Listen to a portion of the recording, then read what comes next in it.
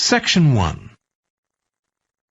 You will hear a man phoning the customer services manager of a hotel to get information about holding a conference there. First, you have some time to look at questions 1 to 5.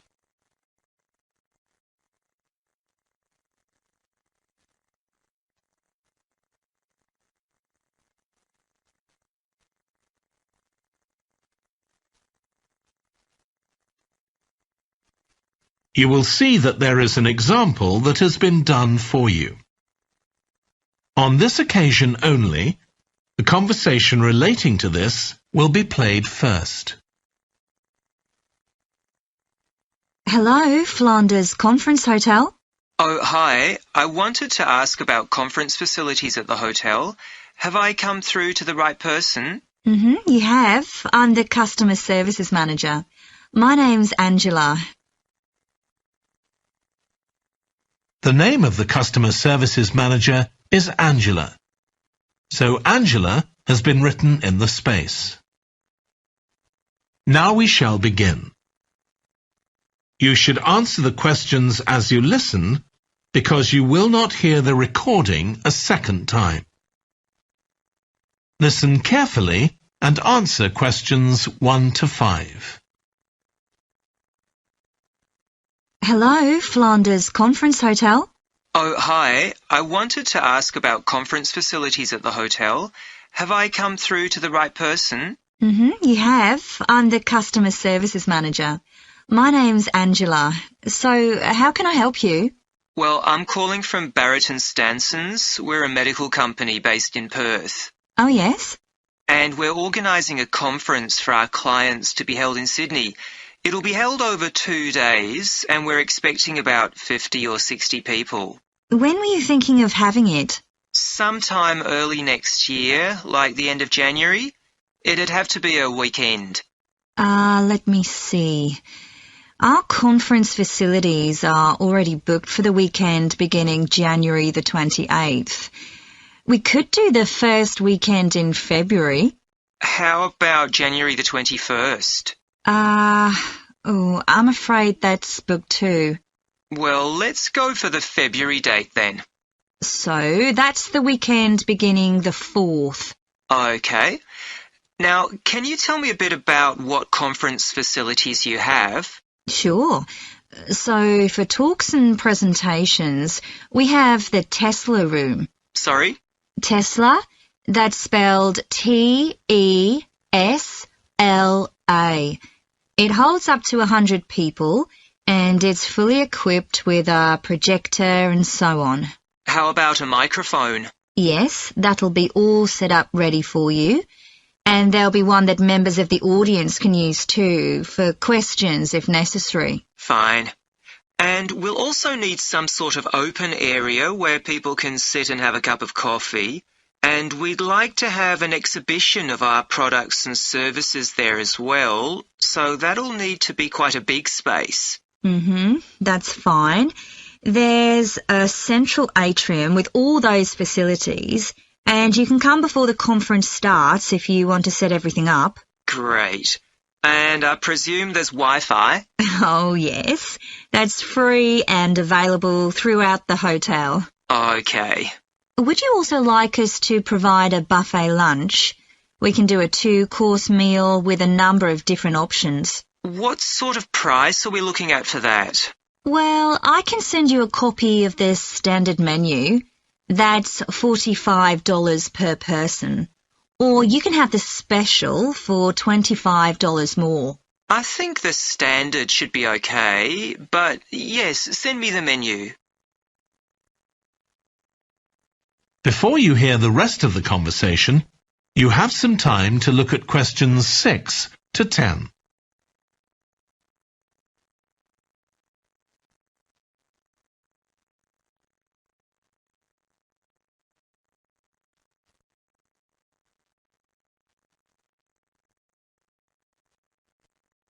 Now listen and answer questions 6 to 10. Now, we're also going to need accommodation on the Saturday night for some of the participants. I'm not sure how many, but probably about 25. So what do you charge for a room? Well, for conference attendees, we have a 25% reduction, so we can offer you rooms at $135.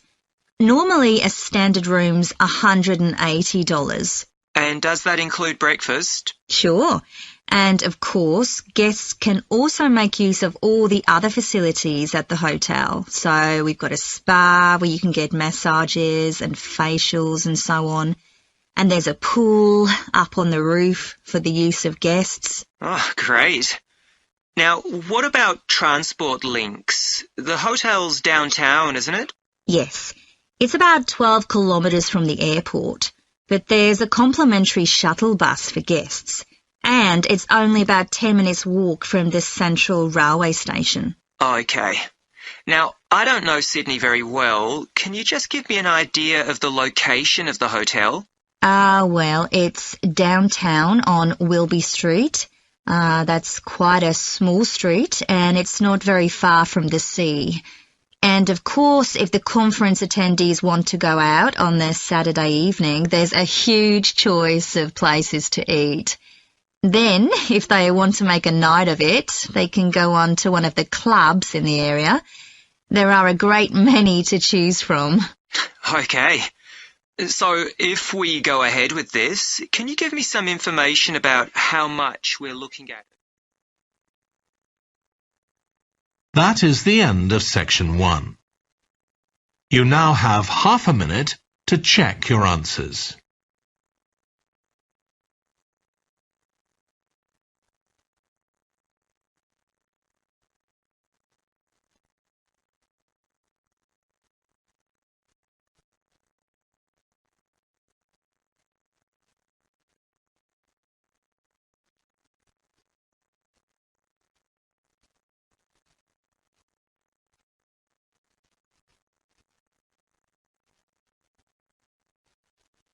Now turn to section 2.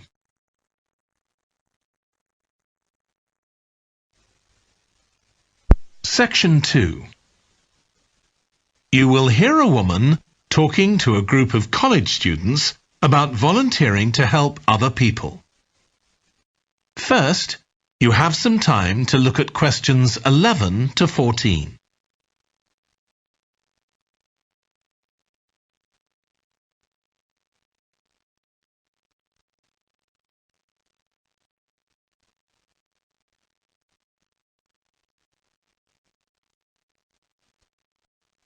Now listen carefully and answer questions 11 to 14.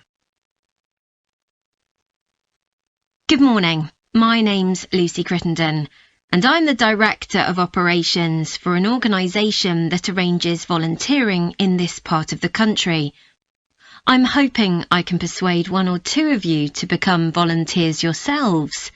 Let me start by briefly explaining what we mean by volunteering. Volunteers are teenagers and adults who choose to spend some time unpaid helping other people in some way. Most volunteers devote 2 or 3 hours to this every week, while a few do much more. The people they help may have physical or behavioural difficulties, for example. Volunteers can do all sorts of things, depending on their own abilities and interests. If they're supporting a family that's struggling, for example, they may be able to give them tips on cooking, or recommend how to plan their budget, or how to shop sensibly on their income. They might even do some painting or wallpapering, perhaps alongside any members of the family who are able to do it. Or even do some babysitting, so that parents can go out for a while. The benefit from volunteering isn't only for the people being helped. Volunteers also gain from it.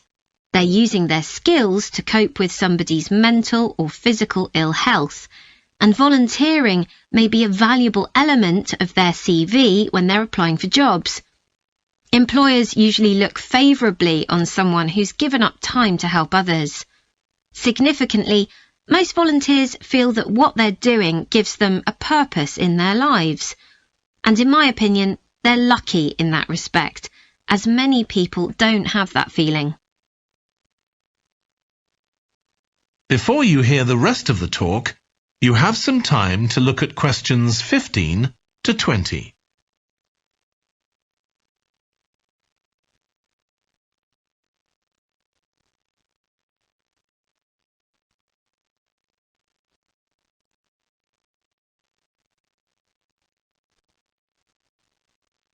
Now listen and answer questions 15 to 20.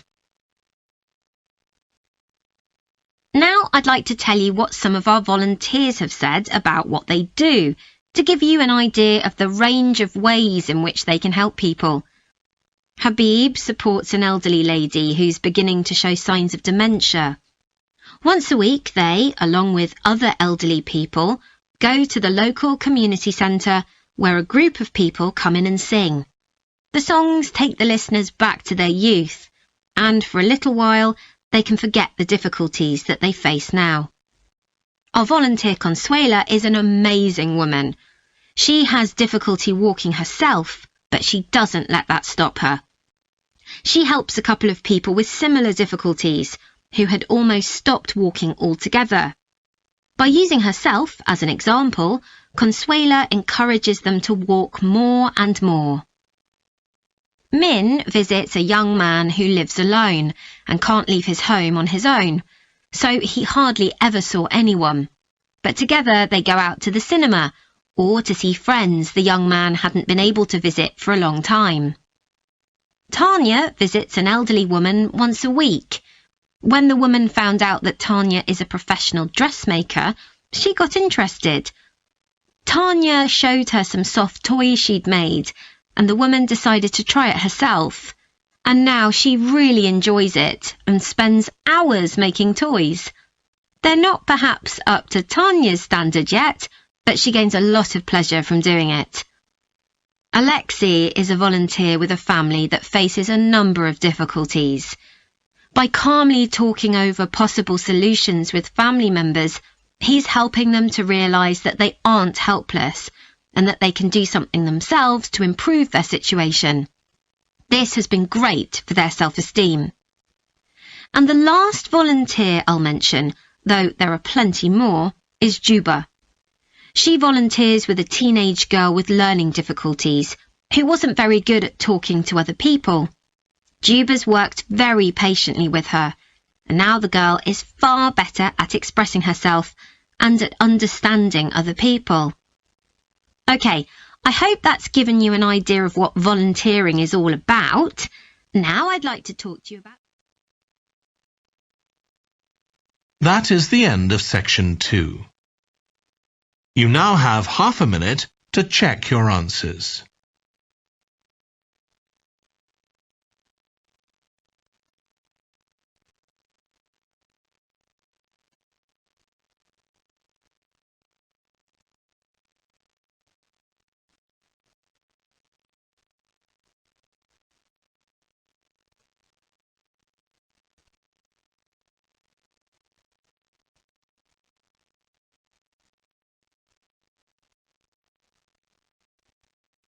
Now turn to section 3.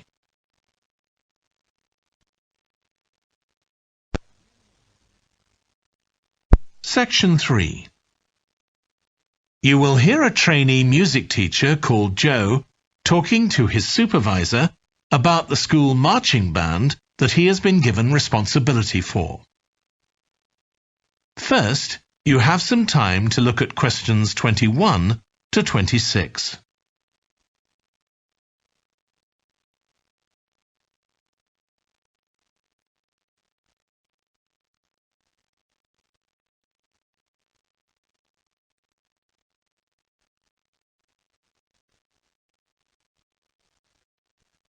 Now listen carefully and answer questions 21 to 26.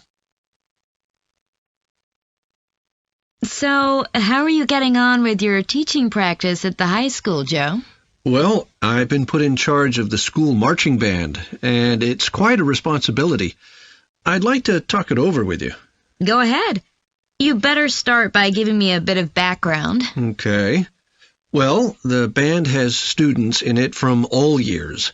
So they're aged 11 to 18, and there are about 50 of them altogether. It's quite a popular activity within the school. I've never worked with a band of more than 20 before, and this is very different. I can imagine. They aren't really good enough to enter national band competitions, but they're in a regional one later in the term.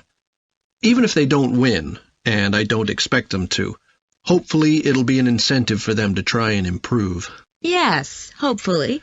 Well, now the town council's organizing a carnival in the summer, and the band has been asked to perform. If you ask me, they aren't really up to it yet, and I need to get them functioning better as a band, and in a very short time. Have you been doing anything with them? Apart from practicing the music, I mean. I played a recording I came across of a drummer talking about how playing in a band had changed his life. I think it was an after-dinner speech. I thought it was pretty inspiring, because being in the band had stopped him from getting involved in crime. The students seemed to find it interesting, too. That's good. I'm planning to show them that old film from the 1940s, Strike Up the Band, and talk about it with the students. What do you think? Good idea. As it's about a school band, it might make the students realize how much they can achieve if they work together. That's what I've got in mind. I'm hoping I can take some of the band to a parade that's going to take place next month. A couple of marching bands will be performing, and the atmosphere should be quite exciting. It depends on whether I can persuade the school to hire a coach or two to take us there. They sound like good ideas to me. Thanks. Before you hear the rest of the discussion, you have some time to look at questions 27 to 30.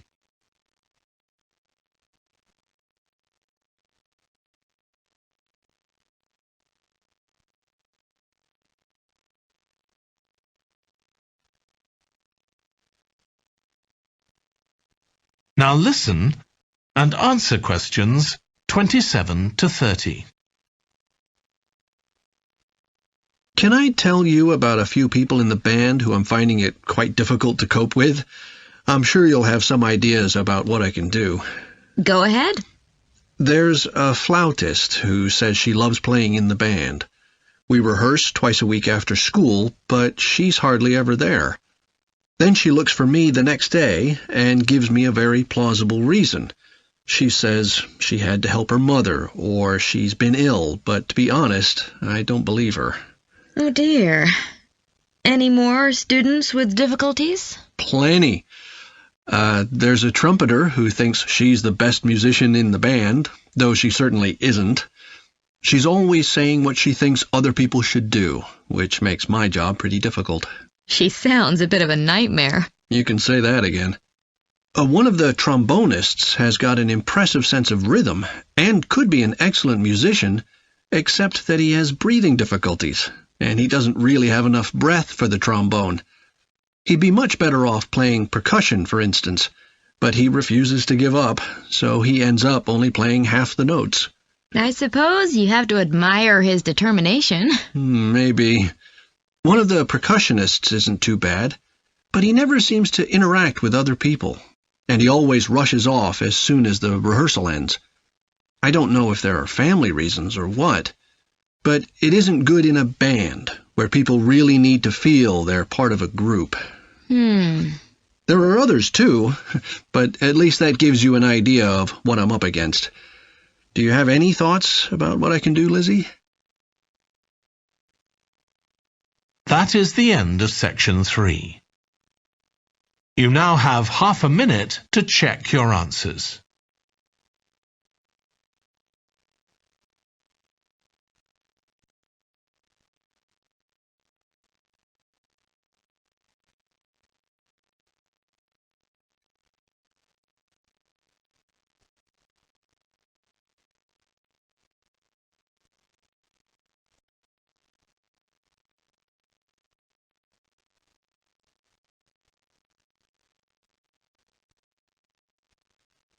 Now turn to section 4.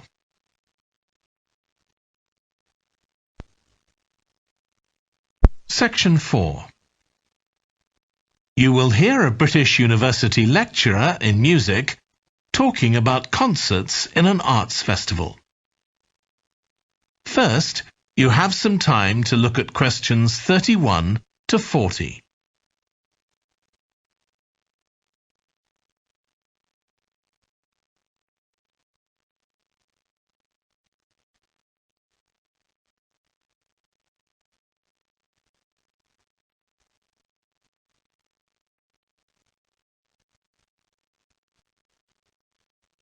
Now listen carefully and answer questions 31 to 40.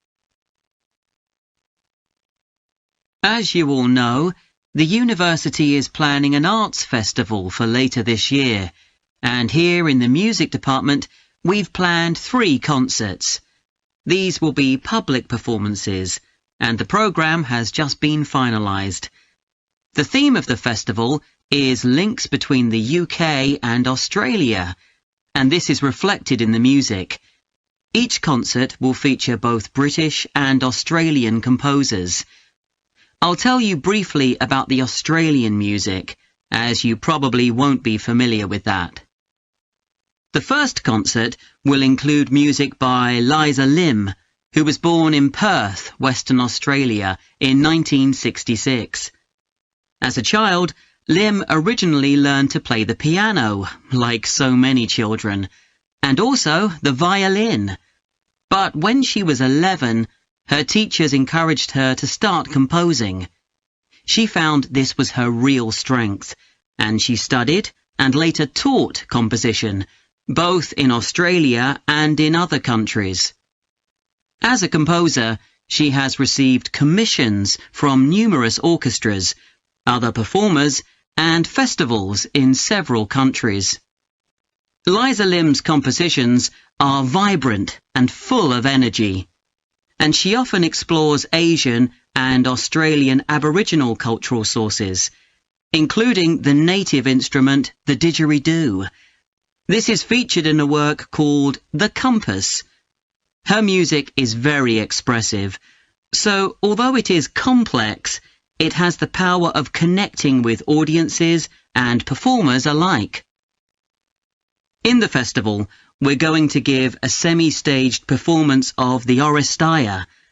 This is an opera in 7 parts, based on the trilogy of ancient Greek tragedies by Aeschylus.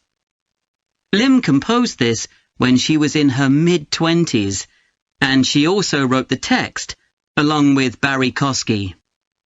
It's performed by 6 singers, a dancer, and an orchestra that, as well as standard orchestral instruments, includes electric guitar and a traditional Turkish stringed instrument. Lim wrote that because the stories in the tragedies are not easy to tell. The sounds she creates are also disturbing, and they include breathing, sobbing, laughing, and whistling. The work lasts around 75 minutes, and the rest of the concert will consist of orchestral works by the British composers Ralph Vaughan Williams and Frederick Delius.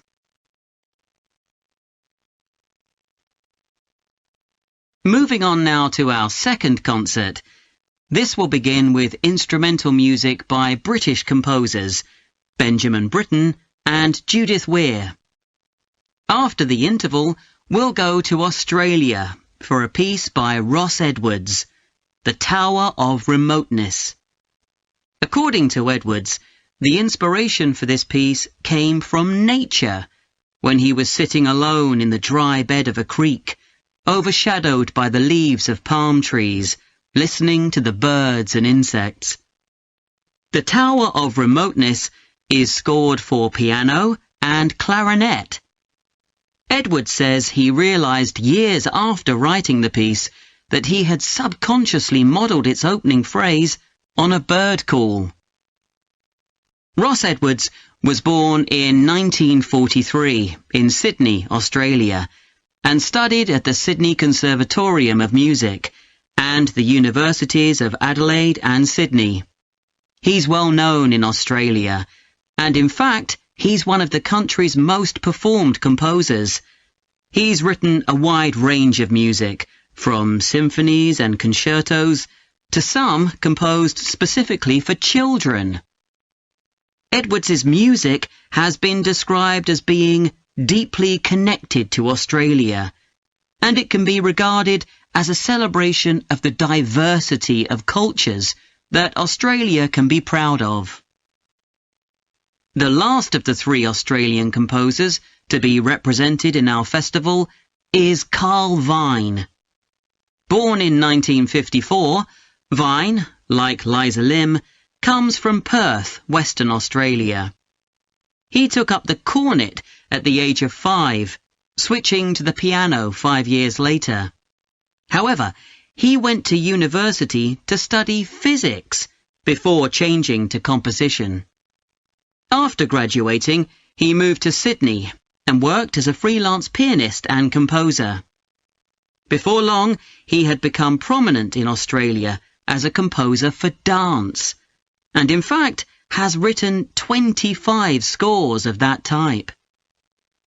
In our third concert, Vine will be represented by his music for the flag handover ceremony of the Olympics held in 1996.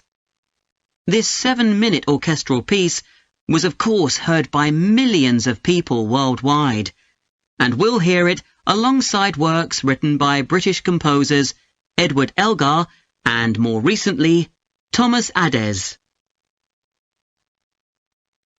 That is the end of section 4. You now have half a minute to check your answers.